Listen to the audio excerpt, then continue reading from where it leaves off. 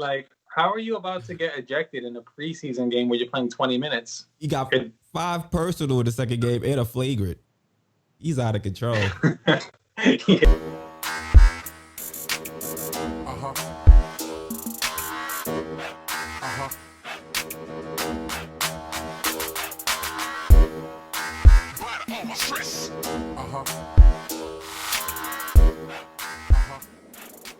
This is a Knicks State of Mind podcast. I'm your host, Quis, joined by my co-host, Inf.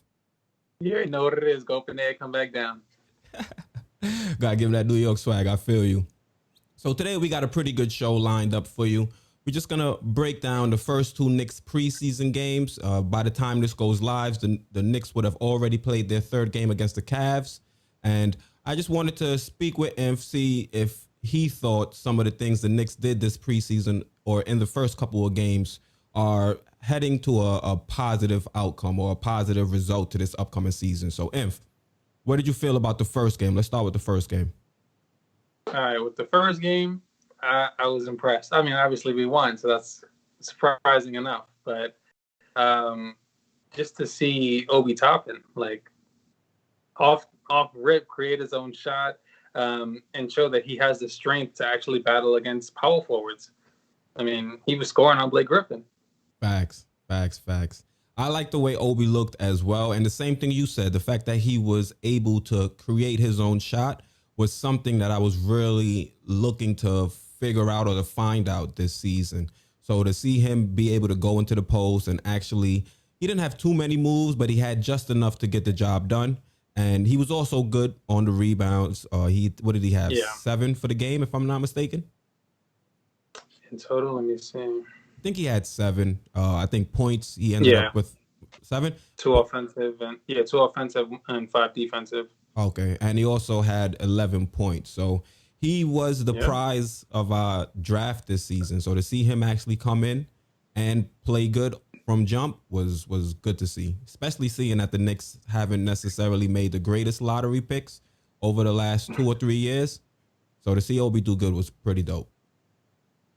No, I agree. And what also impressed me with their overall play as a unit, we played defense. Like, obviously, you know, Thibodeau, he's a defensive-minded coach, but you didn't expect to see, well, I didn't expect to see it this quickly. But we actually played back-to-back possessions of 24-second defense. I was beyond impressed. Like, I was expecting that from, obviously, Mitch and Ntilikina, but even Kevin Knox was playing defense. Peyton was doing his thing. Like, everyone pretty much had a decent game. Granted, everyone's rusty for the first game. True. I was going to say that, you know, the Pistons weren't necessarily, you know, a well-oiled machine. They had a lot of new parts coming in, especially with Killian Hayes, their first-round draft pick. And to see what we were able to do and to see that we had the energy or the will or the want to play defense was great to see. Exactly. Yeah, because normally... Go ahead. No, go. Yeah, because normally when you watch the Knicks, you're not necessarily looking to see that gritty defense that people grew up in, you know, in the 90s and whatnot. But to see them actually go out and try to play defense for the full length of the court, you know, I saw some possessions where Frank was getting at it, and it was, as a Knicks fan, that's all we ask is effort. You know what I'm saying? We know this is going to be a developmental year, but to see the team actually go out there and give effort and look like they want to win is pretty much what we could ask for. Exactly, because the point I was going to make earlier was that being that it's the beginning of the season, you don't expect anyone to play defense, you know, because everybody's just getting used to running in general. So the fact that literally our first game we're playing defense, and obviously in our second game, even though we lost, we were playing defense. We came back from a deficit strictly off of our defense because on offense, it looked like somebody put saran wrap on the rim. We couldn't score, but we came back just off our defense. So if this is any indication of how the season is going to go for us, then we'll actually be pretty decent defensively. Yeah, and you touched on it. Offense is something that's been an issue the first 2 games. Just to stick on the first game and focus on their offense, when I saw, well, let's just look at both shortly or briefly, because if you look at both games, the first game was almost the exact opposite of the second game. In the first game, I felt like the second unit, they came in, they were energetic, they moved the ball, they actually showed or looked like they were trying to take some minutes from the starters. And when we had the starting unit out there the first game, it was like, they were trying to everybody was looking for their own shot. Everybody was trying to go out there and show that they would have won. You saw Randall try to play point forward. You saw Alfred Payton still trying to baby, Randall and give him a touch whenever he wants it. And you saw RJ actually come out and be aggressive from jump. And that's what I want to see from RJ, him being aggressive, him being assertive and showing the veterans, this is only my second year in the league, but the team invested a high first round pick in me for a reason. And I'm going to show you this is my team. Yeah. So to see him go out not only in the first game, but the second game as well, and actually be the type of player that we can look and say, all right, that's our alpha. I think that's been pretty good, or a bright spot for the preseason.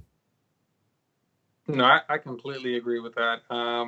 Because initially I'm thinking, like, the first game, I'm thinking, oh, RJ's having a bad game, going like 0 for 6. But then he makes like the next 6 of 8, and he just does everything on the court. He ended with a field goal percentage of 43%, which is a lot higher than 0. He was rebounding, he was assisting, like he was actually impacting the game to where, he initially started off doing really bad. He ended off with a positive plus minus, which is not something that's easy to do after going 0 for 6 to start a game. Facts. He was what was it? Did he end up 7 for 16? If I'm thinking off the top of my head.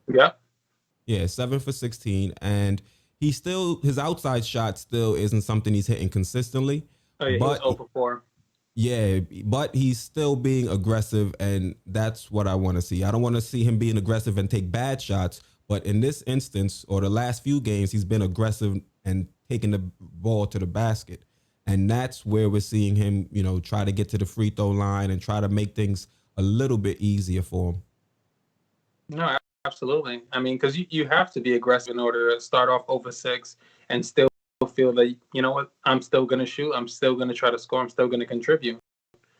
Other players, they go 0 for 6 and they're like, coach, take me out. I'm done. Yeah. Like, this ain't my game. Yeah. Well, to be honest, RJ ain't really build that type of equity. That's something like a John Wall will do. Like, yeah, I'm fresh off Achilles, man. I'm having a bad game. Bench me. Oh, but that's something else. That's a whole nother story. He's nice. John Wall is killing right now. Oh, has he? I haven't watched so many Rocket games recently. I'll check. Well, I mean, there's only been 2, and they've won both of them, and John Wall has wilded out both games. All right. So just to talk a little bit about the Knicks defensively, I want to bring up Mitch. Mitch was a problem that first game. If I'm not mistaken, he had 4 steals, 2 blocks? Yes. And accurate. Yeah, and you really got to see, Mitch shine, but you also got to see the reasons Mitch is not the starter. There were points in the game where Mitch was making boneheaded fouls time and time again. And that's going to hinder him from developing as a anchor of our defense. The fact that he's not able to be disciplined on defense, and it seems like he kind of loses track of what's going on around him, and he just overdoes it on the court at times, especially defensively, and not staying down or having verticality when you're going up in the air. He got to learn that as a defender in the NBA. No, absolutely. I mean, there were 5 or 6 other Knicks that played more minutes than him in the first game, yet he had the most personal fouls out of all of them. He had 4 personal fouls in the preseason game. You want to guess how many he had in the second game? I think it was 5, right? Yeah. Yeah. Like, how are you about to get ejected in a preseason game where you're playing 20 minutes? He got 5 personal in the second game and a flagrant. He's out of control. Yeah, no, the flagrant was a mess. Yeah. But yeah, I mean, if you can't play 20 minutes without fouling 4 times, you can't be a starter. There's no way. Mm-hmm. You can't play more than 20, 25 minutes at max. What team wants to invest in that? And that's the thing. We have to find out if the Knicks are going to be wanting or be willing to invest in Mitchell Robinson even further along in his career. Because, Tibbs, we'll talk about a little bit later on in the podcast, but Tibbs is making it sound like he's trying to expedite this rebuild process. And Mitch could potentially be a trade target. Yeah, I mean, initially, like, I'd be like, they're wilding. But if you look at the games that Nerlens Noel has been having, and we got him for nothing, like, we got him for pennies. Facts. And he's been having way better games than Mitchell. I mean, in the first game, he had 10 points, 10 points, 7 rebounds, I think. 2 blocks, a steal, an assist, 8 rebounds. Like, he was doing everything. He had every kind of stat that you can get. Yeah. And he only had 3 personal fouls playing 25 minutes. So. And I'm glad you brought up Nerlens Noel, because, like, the same way I said, you see why Mitchell was coming off the bench is the same thing.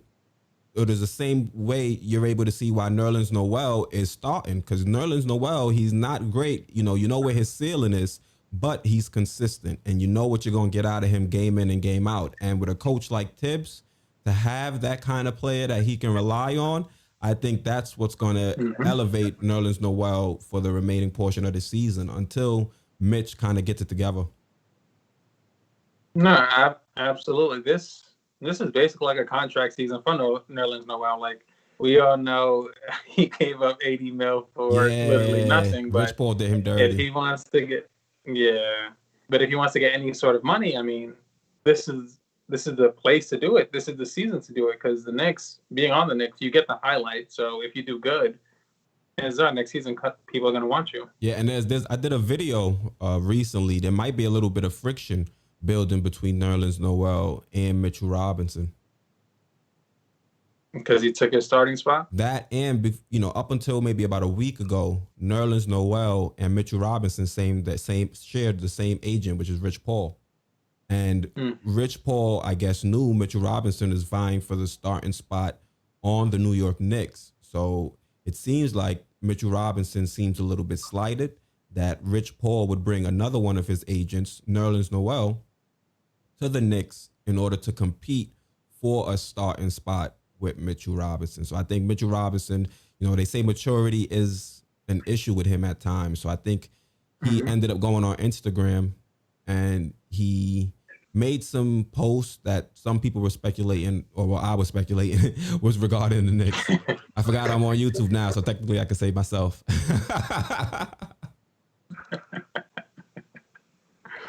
But yeah, it's a crazy situation developing. Hopefully nothing really comes of it, but I'm just hoping Mitch can get it together and be that starter, because we don't have a point guard to get him easy buckets, but he's a disruptive force as the anchor of our defense. We just need to be able to have him out there consistently. No, I mean, him being upset about Nerlens, though, how are you mad because somebody else is playing better than you? Like, Facts. They're playing just about the same minutes. You want the starting spot, then play better. Mm-hmm. That simple. Earn it. Yeah, it's really like that. But all in all, the first game, it was a pretty good game. And like I said, we won just off of our defense because, I mean, we scored more points in the second game. It's just, one more point in the second game than we did in the first. We won the first game 90-84. Clearly, defense.